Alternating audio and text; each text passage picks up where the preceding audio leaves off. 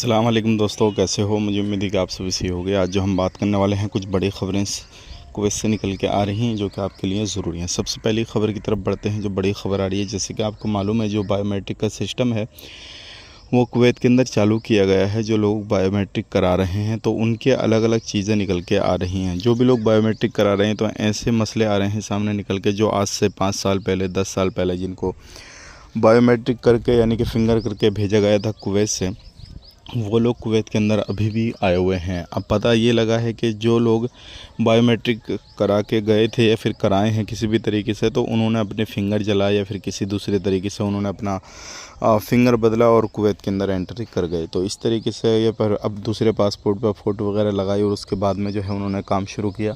तो ऐसे बहुत सारे लोग पकड़े गए हैं। अगर आप लोग कुवैत के अंदर रहते हैं तो ऐसे बहुत सारे लोग चल रहे हैं और इस तरीके के कामकाज भी चल रहे हैं। तो सावधान रहें, सतर्क रहें और इस तरीके से कोई भी कामकाज कराने की सोच रहे हैं तो इन चीज़ों से बचें।